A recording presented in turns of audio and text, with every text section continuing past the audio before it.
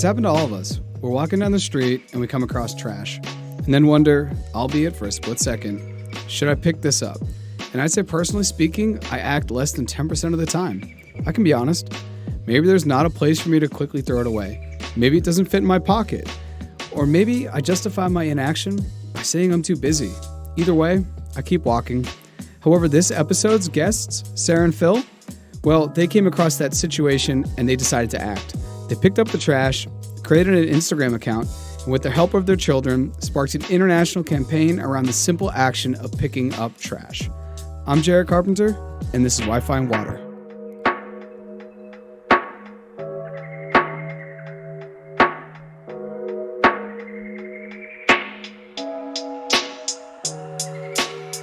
Sarah and Phil, welcome to Wifi Water. How are you? We're good. Thank you very much for having us. Yeah, great. Thanks. So let's just start. Let's tell me about your project. It's called Just One Bag 2020.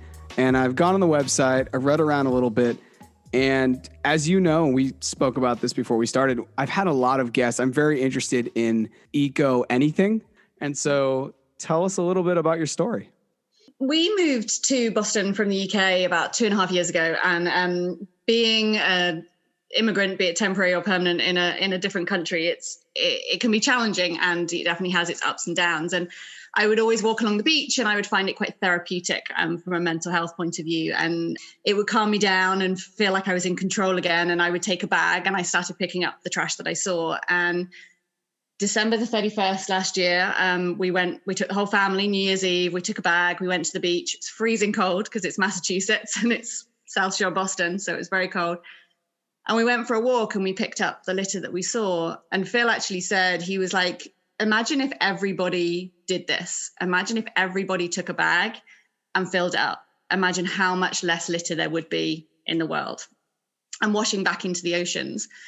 And we got very excited. And I think Phil came home and went, I'm going on Instagram and I'm going to create this Just One Bag 2020 Instagram account and let's have a family project. And we're a family that we've always talked to our kids. We have Poppy's 8, Toby has just turned 6. And we've always sat down with them and said, right, what are your goals for the year? Rather than New Year's resolutions, we kind of would have goals. And previously Poppy's would be like, well, I want to turn 9, which is always a good goal to have when you're 8. And not always guaranteed. But this year we said, well, let's do a family project and let's see if we can collect or inspire other people to collect 2,020 bags of litter, of trash in 2020. So Phil came home and you set up the Instagram account, didn't you? And we went, let's go out and just pick up trash. And it got to the 15th of January and it was me and Phil and Poppy and Toby, and we were on 15 bags and we were like, okay, this could be a really long slog. And we honestly didn't think we thought there's absolutely no way that we will do 2,020 bags this year. We were 15 days in. Nobody else had joined in but us, not even our family. No one was out collecting trash. It was freezing cold. The snow was frozen. I was trying to chip it out with my boots. And then all of a sudden people started joining in. And I think Jasper Sell, actually, of Thoughtfully Sustainable, she was one of the first people that we didn't know that went out and collected a bag for us. And then other people started joining in and we went away for winter break and we were in Costa Rica. We managed to get away just before the pandemic hit. And suddenly we had like 200, 300 people collect bags, or 200, 300 bags collected for us while we were away. And we were counting them every evening. And we were like, we're going to hit 2020. This is gaining some momentum. And we hit it actually on my 40th birthday in April. So pandemic had hit, like everyone was in lockdown and people were still out collecting trash. And so it was my birthday present this year was we hit 2020 bags. And we said, what do we do now? I bought her some litter pickers for her 40th birthday. He's so romantic. But so we hit 2020 and then we said, well, we got to aim for 10,000 bags. And we hit that in August. But then we realized that actually this was much more than about collecting bags. It was much more than just about picking up trash. And lots of people have said, well, shouldn't you be dealing with the problem rather than like the cure? You should be dealing with it at source. And we were like, well, we're not corporates. We're just people. But what we can do is we can do a ripple effect. Us doing it meant that our neighbors were like, oh, okay, well, maybe we'll do it. They've done it 50 times. We'll go and do it once. And then once they do it once, their neighbors, their friends see it and they do it. And actually Phil talked about it at work, and one of his colleagues got involved, a lady called Andrea, and she went out and collected it. She collected trash, found it quite therapeutic, took her daughter, and then spoke to her uncle about it. And he's Uncle Frog for anyone on Instagram. And he collected a bag. And then Uncle Bear got involved. And I think there's an Uncle Eel. And their dad got involved. And today they've collected 1,000 bags as a family. And they had never litter picked before this year. Andrea literally just texted me about an hour before we're speaking now to say she's just been out in the woods with her daughter and collected their 1,000th bag. And that's what we kind of like about it. At work, I talked to colleagues about it. And when I turned 40 in May, my team at work, I've got 15 people on my team. And for my birthday present, we always do a PowerPoint slide and put people's names on it and send messages. And they all went out and collected a bag of trash in various places around Massachusetts and took photos of themselves and sent me this slide contributing 15 bags to the campaign, which was cool. There's just been these little moments throughout the last 9-10 months where people have just gotten involved and added their own spin to things, which has been really cool to see. How many bags are we at now? We're currently at 21,200. Yeah. So it's essentially gone up and up and up over the whole time that we've been doing it. We had about 200, 300, I think, in January, as Sarah said. And then last month, which was November, we had 2,900 odd bags. So we've had more bags every month. And then as we hit 20,000 bags in September, and the bags have been exciting. Like it's really cool to count the numbers. And I think for everyone who takes part, whether they're taking part on Facebook or Instagram or through schools that we've gotten in touch with, I think people are excited to be part of something bigger. So every evening we go online and we spend about an hour and a half tracking all of the hashtags and going to every single person who's collected a bag and saying, thanks for collecting a bag, your number 21,132. It's a good job all the restaurants are shut because we have nothing else to do. So and if we forget to collect a bag, number their bag, they get back in touch with us and say, what bag number was that? So the bags are less important now. And really what we've tried to do is pivot away from collecting and counting bags to getting people to change their habits and getting people to recruit other people to the cause. So our focus has been on moving from 2020 bags to 2020 contributors. Mm-hmm. And so far we've had 1,300 people take part from 44 different countries and 43 of the states across America. That we're still short a few states. Yeah, we're short of 6 states. There's 44 states, I think same 44 countries and 6 continents. We just need Antarctica. So I'm hoping there's not too much trash on Antarctica, but I had that conversation with someone the other day and I was like, you know what, there's the Pacific Great Garbage Patch. Like there is trash. They found a plastic bag at the deepest, darkest depths of the ocean. There will be trash in Antarctica. So I need to get in touch with some British scientists out there in some science camp and get them to collect a bag for us before the end of the year. All 7 continents by the end of the year would be a very nice asterisk to the entire thing. If we can't get that, then all 50 states would be good. So we need 6 more and then we'll be done. Which ones are you missing? Just so we shout them out here. So we're missing Delaware, we're missing Mississippi, Kansas, Alaska, North Dakota, and Arkansas. Maybe we'll figure it out. Who knows? Yeah, if you could get us to our total, our kids would be excited. Yeah. Okay. All right. And one of the questions, I have 2 big questions about the 2020 bags. One, when you started out, was it 2020 bags just your family or a collective? Like if I put a bag in, that's part of the tally. What was when you originally started? And then also, you say a bag, are we talking like a 60-gallon trash bag or if I go to the store, the old plastic bags? Literally anything. Some people have done Ziploc bags. I think day one we found a Stop and Shop reusable bag, floating, just blown off on the moor. And so I grabbed that off the marshes and that became our litter picking bag. So we just reuse, kind of a superstore bag. But then I've had smaller Target bags or Walmart bags if I'm doing a smaller loop. But we've had people do great big trash bags, huge ones as well. So, and people do buckets. There's a guy, Green Man Hawaii, who does dumpsters. He just fills a dumpster every day of trash because of the stuff that's washed up. What it has done is it's really opened our eyes to the community that's out there. Whilst we kind of almost proudly call ourselves weirdos because in your little bubble, no one else collects trash and you think, everyone's going to think I'm strange. But then you realize when you get on Instagram and Facebook, and there is just this amazing community of people out there doing huge things and making our planet a better place by their own actions. I know you guys are focusing maybe your attention on the beach, but I'm assuming not everyone's near a beach, so it could be anywhere. Yeah, we do it anywhere. I mean, our approach has been just pick it up anywhere you go. So, I mean, we do a lot of hiking and walking the trails and exploring Massachusetts. But if I go to the barbers and then park the car in the car park by the train station, I have a bag in the car and I just nip out and fill a bag with all the cans and bottles that just get left in the car park. I found during the pandemic, having to work from home has been tough. And when I go out for a run, I take a bag with me and I just pick up trash that I see when I'm out running. And I discovered there's this whole phenomenon called plogging, which is I think a Swedish term.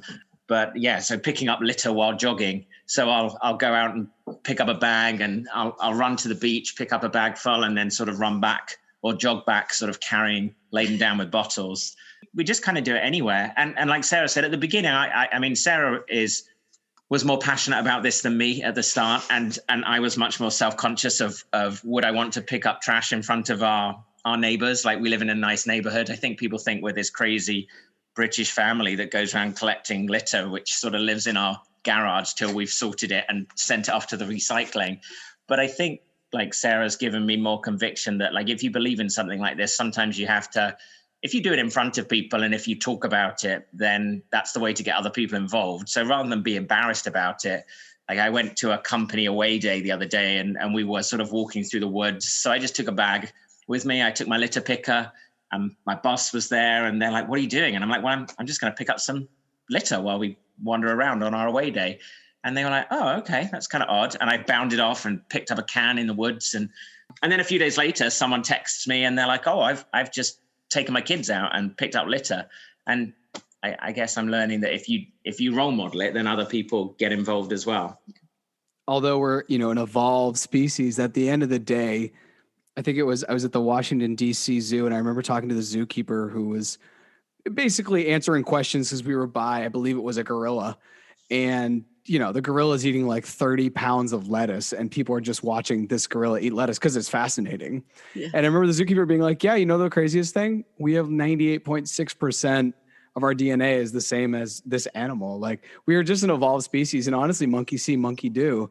Whatever you do, if you see someone else do a kind act or some other act that you know to be right, we're very likely to then emulate that or try to do that, even if we never thought about it before. And something as visceral as picking up trash in the world we live in, where consumption is crazy in this country. And coming from Britain and, coming from the UK over here, I'm sure that there's probably elements of this society where you're like, wow, people really almost have more than they need in every aspect of their life, whether they're driving this massive SUV that I see every day and I'm in my little Honda Civic and I'm just like, do you need that car? Like, so many gallons of gas and you have like seating for 20 and you're just sitting there because you had to go to CVS, to get, I don't even know, pick up a prescription, right? And so how has the change been into culture Americana, Ben, as far as that goes? And was that maybe, when you think about it, was that indirectly, subconsciously a factor in kind of putting you guys over the edge to say, yeah, we're going to do this? We see that there's maybe a lot of trash around. Definitely. I think I've always been kind of eco-minded, if you like, but it's something I learned about when I was 9 years old, way back in the 80s. And then you grow up, don't you? And you become a 20s and you go and you're living your life fast and you're buying things and you're creating a home. And then we had kids and it just kind of makes you realize, what are you going to leave them? And I think it's definitely when we came here, there was one of two routes I was going to go down. I was either going to, let me change that actually. So for the first year, I basically pretended like I didn't live in America.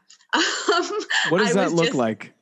It looks like trying to stay in my house and just kind of go, okay, we're only here for a little amount of time. I can't quite cope.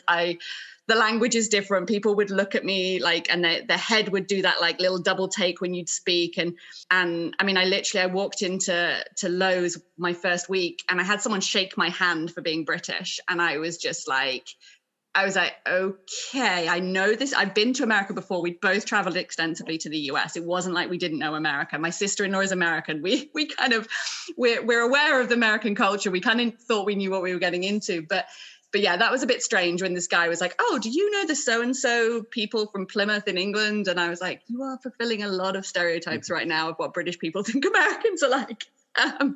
So yeah, I think the first year I just tried to pretend that I wasn't really here, and I was just going to stick with my Britishness and be British. And then I realized that was a really stupid way of living my life. The reason we were here was to learn. The reason we were here was to experience and to make sure that our kids experienced, and to take the best of everything, right? And to make sure that we're evolving ourselves. And so I was like, okay, I'm going to start saying yes to things, and I'm going to start getting involved in the community.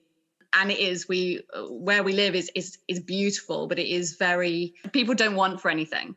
They have the cash, they will go and buy it. So it is very consumerism. And I think that turned me almost the other way, where I was like, I'll get involved in my community, but I need to do it in my way. And so that made me think, okay, can I find this in glass rather than in plastic? I'm going to make sure I go to the dump and recycle all my stuff, because that's what I'm used to and I have to do it now. I'm going to start composting again, because I can't understand why people don't compost their food waste, and why the dump don't take it. I cannot put this in my landfill bin. So yeah, coming over here definitely kind of exposed us to different ways of doing things, for good and for bad. And we said, okay, how can we take what we know from Europe and their environmental kind of trends and make sure our life still fits with that? And then, yeah, it kind of became a passion project for me, really. And I set up my other Instagram account and was like, okay, let's check how we can, rather than talking about being an expat and being an immigrant in this country, let's talk about how do you become sustainable? How do you teach your kids to take care of this planet? Because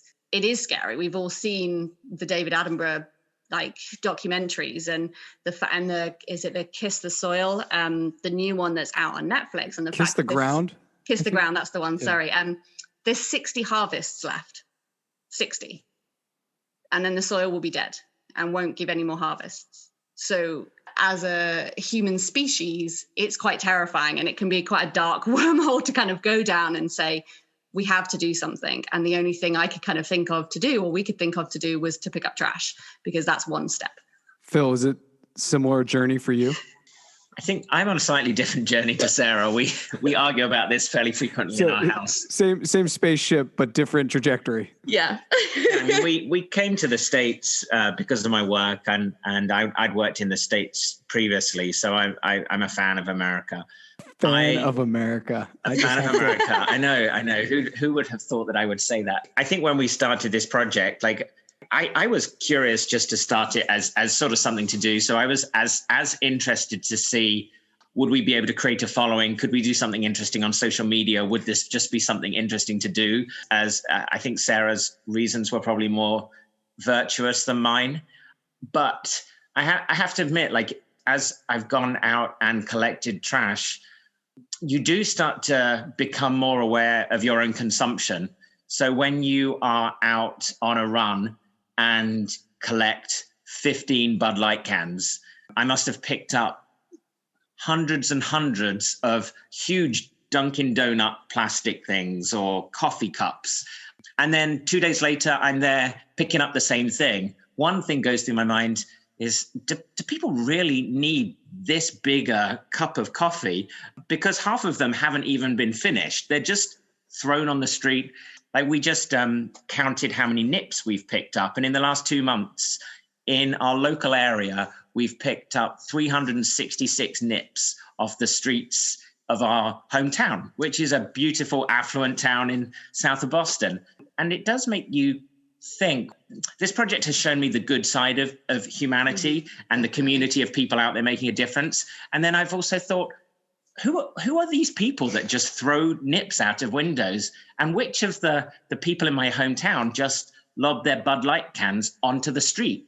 Because I can't really fathom that every day it just appears again.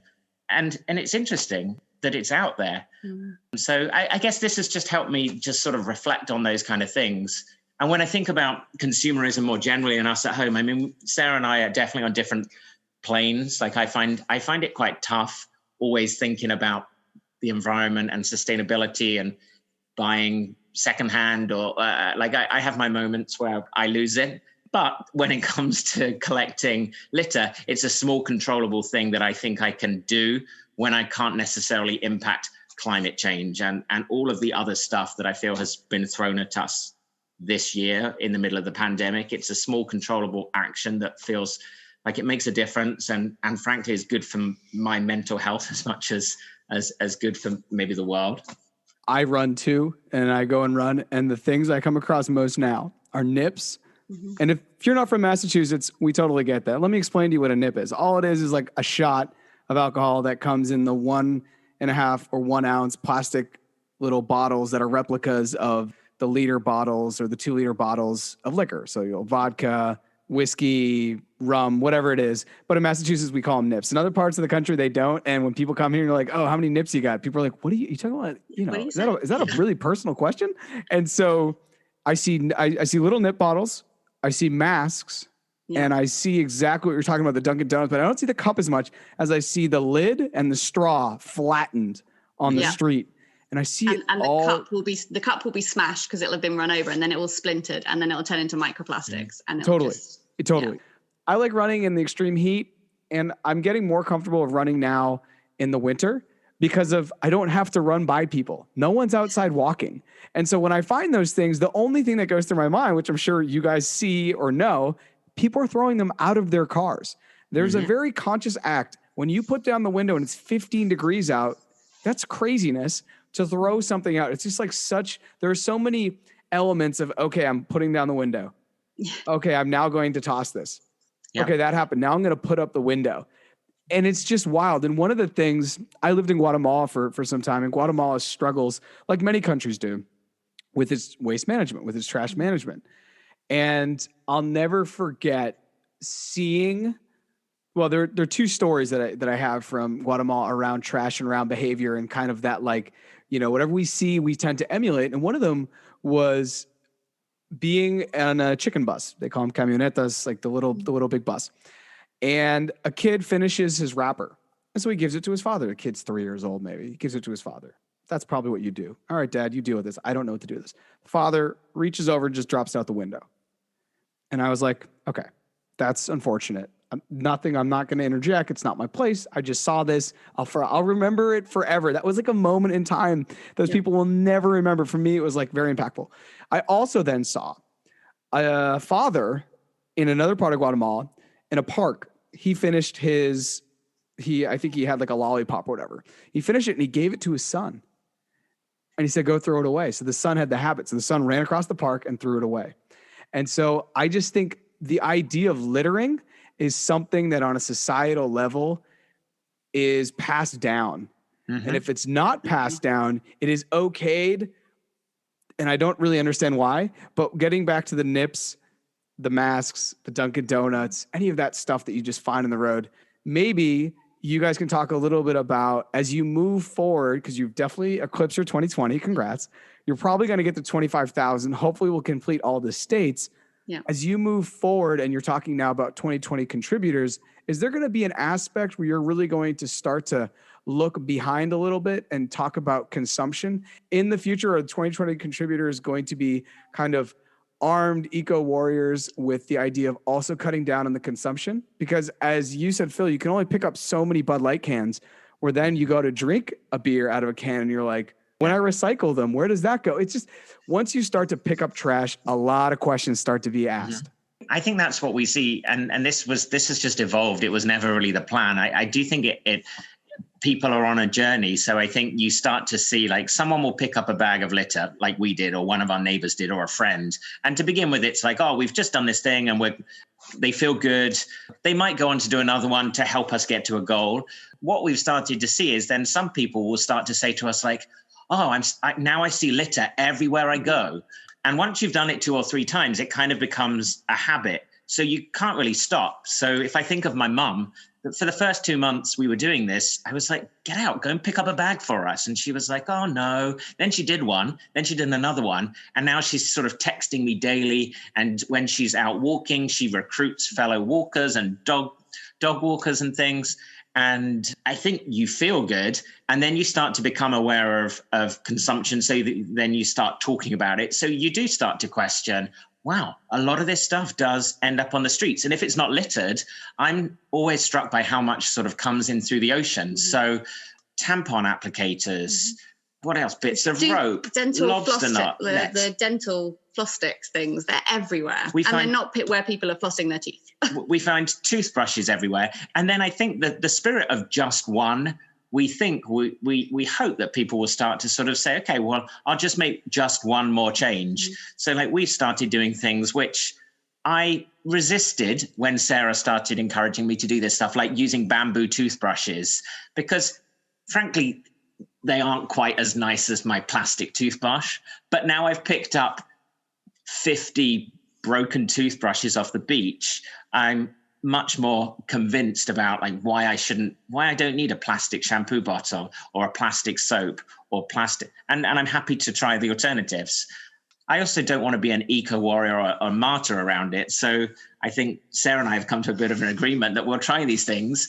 And actually, I'm not going to use soap or shampoo that doesn't work, but I'll happily try it. And I think that's what I hope others will do. There's that sense that we're thinking we can kind of stretch this to say, well, just try one more thing. And if we've got 3,000 people picking up trash and then maybe 4,000 or 5,000, you only need a small percentage of them to try one more thing or change one other habit or tell one other person about something to really start making an impact. And yeah, it may not change the world, but it feels like a way of controlling something in a world where, frankly, so much seems so beyond our control right now.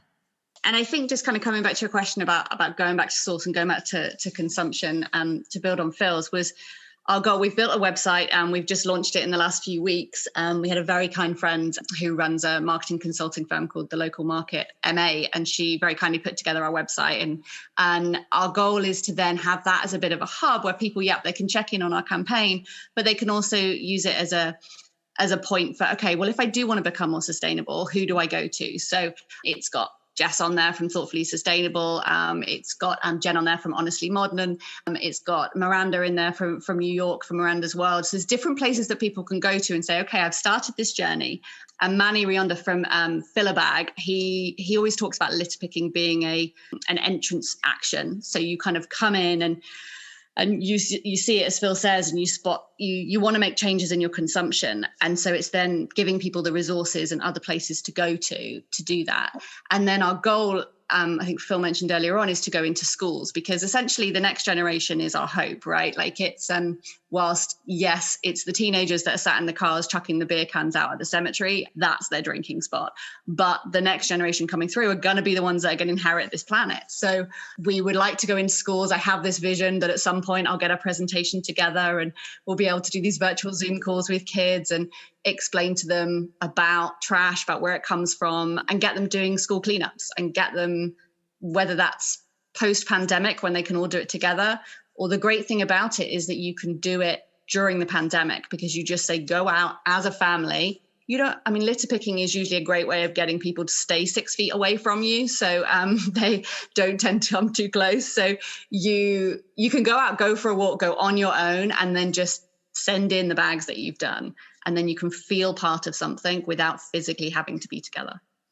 How big do you think this can get? Because I think in just 1 year, this is probably, you talk about you started it around the new year, and then by January 15th, you're like, oh, we're only at however many bags. How are we ever going? We're at 15 bags. We're doing a bag a day. The writing's on the wall. We're maybe going to get 400 bags. Yeah. And now you're probably going to eclipse 25,000. How big do you think this could get? And I asked that building the context with the 2 college students from Florida who started 4Ocean. And now that is a global thing. And I met one of the guys when I was in New York. I went out to Rockaway Beach and we went and picked trash and we picked up some stuff. And I was able to meet one of the guys and talk to him, and it was really cool. Do you think it could get to that level? Because it's kind of the thing with Instagram, and you already have 44 states, you already have 44 countries.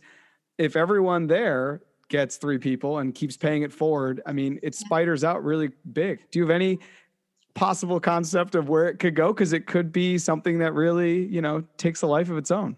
It could. And I think in some ways the sky's the limit, right? And my resolution to myself at the beginning of this year was to say yes to things. So in many ways, we don't want to put a cap on it. We are in the process of registering it as just one bag, as a 501c3 for nonprofit status. So we can then do fundraising, and then we can use that money to go into schools, to go into corporates and say, do a corporate engagement day where you go out on a litter pick and get educated and come up with a plan after that of the 3 actions that you're going to do to make your office more sustainable, or to make your school more sustainable, or that the kids can take home. So I think it's continuing to push that ripple effect, continue just trying to get one person at a time to change one thing. And who knows?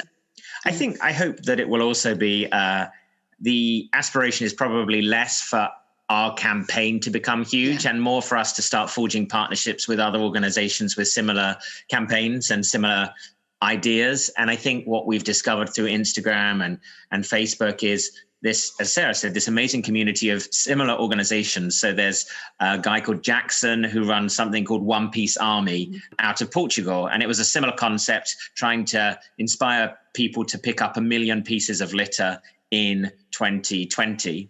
And we got in touch, and then he set up some WhatsApp groups, and then there's sort of a core of people who all have their own organizations. Some are cleanup organizations. So Clean Miami Beach organizes cleanups every throughout the week for corporates, and they do litter picks. And there's an organization in Oregon called Be the Change. And I think what's interesting is as you start to spark different ideas off people, everyone is beginning to grapple with that same thing, which is, on the one hand, we feel like we're doing something good. On the other hand, we all have this sort of nagging doubt in our mind that you go out and pick up litter and it's there again the next day. So how do you start to use the power of the collective and the passion of the people making a difference to tap into that network to actually change things at source? So there are various conversations happening around like, okay, so how could you start to use these people to lobby government or to change habits? And that's the thing which gets kind of interesting. And I suspect at some point certain people will spark, or people might, I don't want to say merge organizations, but interesting things will happen when you start to get passionate people sparking off one another. Yeah. And like I think you mentioned before we started recording, it's about making sure that it continues to be a passion. It continues to be something that you enjoy doing, because we do spend a lot of time counting bags. And one of the things we need to make sure doing next year is that we don't spend our lives counting bags, because it's good for the pandemic. It is definitely something that we will look back on 2020 and say, you know what, it was a crazy year, but we have something that good came out of it. Yeah. And you just need to make sure that you can kind of keep that going, really. Yeah, we could spend the 2 hours that we spend every night tallying up bags from Instagram, writing letters to involve schools or corporates in the program. So I think we will probably need to figure out a way to continue counting bags so that people feel part of it. But we can't do that manually, because like anything, if you want to scale it, we need to try and put some passion into other things and figure out how this fits in around our lives when the pandemic ends. Yeah. You're talking about the complicated nature behind picking up a nip one day, going back to that same street corner, and there's 2. Yeah. And it made me think of Malcolm Gladwell talking about, I think it's in his book about ideas that stick. He talks about how the subways, when they were trying to clean up the subways in the 80s in New York City, right? They wanted to lower the crime. They wanted to make it a place that was just going to be more safe for people to commute. And so their whole thing was, we have to get the graffiti off the inside and the outside, especially the outside of the subways, of the subway cars. And until we do that, this was their, New York City's idea of transit. Till we do that, we're not going to be able to do anything, because this is also back in the day of the broken window theory. That obviously has its flaws. I'm not going to get into that. But they were like, look, if we get the graffiti off the subway cars, we're going to do it. We'll get there. Graffiti is an ephemeral art piece, and people go tag and they leave their things, and it's cool. And the longer it stays up, the more jazzed they are about it. So what they did was, and it took like 6 to 8 months, I think, or maybe longer, they would go at night and they would take the cars out and they would spend so much time, getting spray paint off metal. Can you imagine? Then they put the car out the next day, car 2222. And then the next night they would have to go clean car 2222 again. But they eventually had to do it so often. So that way the artist who's going to put his tag on car 2222 would just become so demoralized from tagging. He's like, it's only going to be here for 24 hours. I'm going to go tag a wall. I'm not going to tag this car. So that made me think it's the same psyche where maybe, the problem is people don't realize it. There's not like an artist throwing their nip and it's like, oh, it's I always can't throw there. the nip back at them. Yeah, exactly. But it's a similar idea of like, that's the only way really consistency and just going day after day and persistence is really how things change in the world, right? Yeah, it's definitely easier also, I think, for people to litter when there's already litter there. So you see when the bins get taken away and someone puts down a coffee cup, the next person can rationalize that they'll put their coffee cup down. We see the same with like dog poo bags at the beach. So one's there, two's there, and all of a sudden people are like, okay, clearly someone's going to come along and clear this up. But I don't know. I like to think you have to be bold to be the first person to put it down. Unfortunately, there's enough people that are bold enough to be the first person. But I do think that people are sheep, so people follow the crowd, as you sort of said earlier. And I think if you keep picking it up and you keep promoting it, I think I think the most common comment I have from people who have or haven't collected bags that are our friends and neighbors are like, how do you find that much stuff? Like, we've been collecting at least a bag, if not like 3 or 4 bags every single day for like 11 and a half months. And they're like, how are you still finding things? Like, I do the same loop, and it blows their mind. And it's like, it doesn't blow ours anymore because it's like, it's there. I mean, the beach, it comes in every day, but with the tide, but the streets, it just gets replaced. And I think once people, just the fact that thought has gone through their mind because we're picking up trash, they will think they're less likely to litter. They'll make sure the kids don't litter, and they are more aware of waste and trash than they were before. And I think it's about, once you throw it away, it isn't gone. And if you can get that thought into people's minds just by the fact that we're showing photos of trash. I never thought that people would love photos of trash, but they do love photos of trash. It's like, here's trash. So yeah, I don't know if that makes sense, but yeah. It makes perfect sense. And I have a question, and I'd love for each of you to give an answer. What is the weirdest thing you have picked up? I mean, I found the leg of a child's doll, which was slightly random, and particularly given this maybe make it X-rated, but the way it was hidden and the way it looked when it had washed up, it did not look like the leg of a doll with the joint at the top. So it looked pretty dodgy, and I was like, it was a Friday morning, and I was like, what is that I'm about to find? So that's the one that sticks in my mind, probably wrongly. I think the most interesting things we've found at Bear Cove Park in Hingham, we found 3 World War II gas masks washed up on the shore. So there's an ammunition center there. Well, there was an ammunition center there during World War II. And clearly there's a load of stuff that sort of just washes up. So we found a gas mask one week, and then we went back the next week and found another one, and the next week found another one. And then we saw on Instagram that someone else collecting in Hingham had found one too. So that was interesting. I mean, it's been there for 75 years. And there was part of an engine. I think last time we went as well, there was washed up on the shore there was like a part of it was from Australia, and it was a part of an engine. I think it was built in Perth, but again, it was from the 40s, and it was just, it's so old and it's still there. And then it'll be there forever. Speaking of things like consumerism, we've found computer games still in their boxes, unopened or yeah. My neighbor had a good one where she literally found the progress of a night out. So it started off with the vodka, and then it went to knickers, then boxer shorts, then the condom box, empty condoms, used condoms. Yeah. So the whole way through. But we haven't found many needles. The one thing that I think everyone says, like, oh, what do you do when you find needles? And we find them every now. No, I've definitely found some, but we don't. It's not something we see a lot of, which I guess is reassuring. And the vapes, the new kind of vape things, and unopened cans, like literally like just unopened beer cans. Yeah, a 6-pack where they've only drunk one, and it's in a brown paper bag, and there's the one empty one, and there's 5 that are literally unopened, and they're just left by the side of the road. So talk to us about where people can find you. Tell us about your social media and the website, because I was just there and it looks awesome, and it looks like you're putting up blogs. Yeah, so we're on Instagram and Facebook. If you search for @JustOneBag2020 with the number 1, so Just One Bag 2020. Our website is justonebag.us. And that has, it has blogs, it has interviews with other people who are doing things to help the planet, as well as some tools and resources and places to go. And then if you're a youth group leader or a Brownie leader and want to get involved, or a teacher at a school, then you can get involved and do a cleanup, and we can help you kind of organize that. Likewise, if you're a corporate. And Facebook, Twitter, it's all the same, Just One Bag 2020. Well, Phil, Sarah, thank you for joining. And I will put up a bag by the end of December. How about that? Thank you very much. I really appreciate it. To our count. Yeah, you'll get your count number. Nice. Thank you.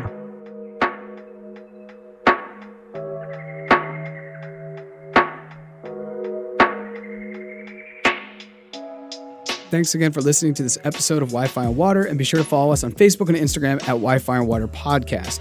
Also, consider going outside, grabbing a bag, filling it up with some trash, bring it back in, snap the pic, use hashtag JustOneBag2020, and help Phil, Sarah, and their family and their whole community eclipse 25,000.